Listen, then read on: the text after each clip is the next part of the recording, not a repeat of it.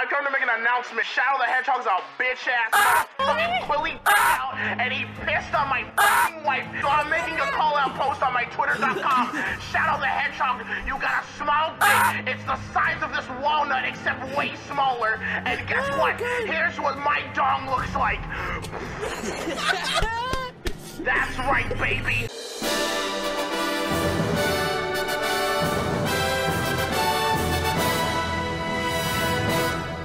This episode was great to Hercules' character, showing him to be a little bit smarter than last week's episode, trying to make Gira believe that he was kidnapped when he was a kid, and when they didn't find him, they just decided to erase his existence. He tried, but I don't believe Gira actually believed him. But Hercules did convince the idiot people of Shogunam that Gira is the bad guy, after rightfully Gira tried to expose Hercules to everyone.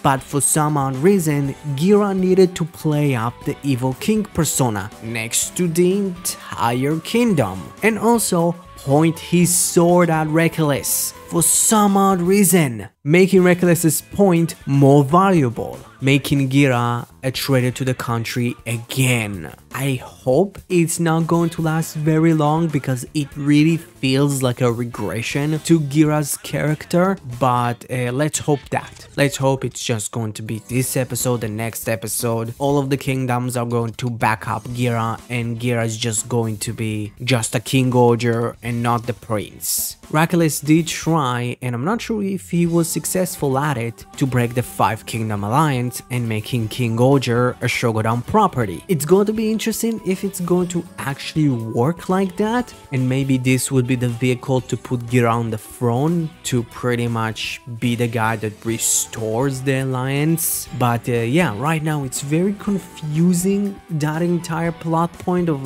Hercules trying to break the alliance, and we're not really sure if the alliance is broken yet, so let's just wait and see. This episode continues everybody's theory about Hercules working with the Ragnarok. At first I thought maybe he's been played by them, but now I'm fully sure that he is not. And also that makes Hercules just a bad guy with no any redeeming value, and he's just as two-dimensional as I didn't want him to be, because his legal advisor is 100% Kajimin from the Ragnarok side. If you would look at those two characters' mannerism, how they talk, how they walk, how they kind of move with their hands, it's 100% the same person, or Finn, or Bug. It's kind of interesting that the god Scorpion can just control the King-Ohger, because in this episode King-Ohger was never formed, and in exception to Gira, nobody could have contacted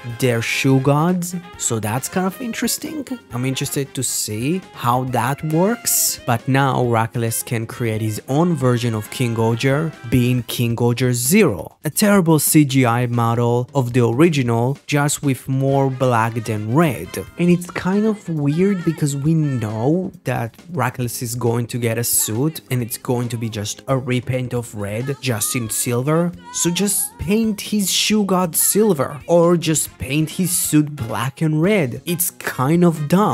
And to a character that I haven't really pointed out since episode 3, and that is Himeno. I find her fascination with the god Scorpion very interesting, and I don't believe because she is selfish and she wants it because it's special, but I believe there is another reason. But I just can't put my finger on it. But maybe next episode would give us the answer for that. So yeah, what you thought about this week's King-Ohger? Comment below, let me know. Subscribe to my channel if you didn't, and have a great rest of your day.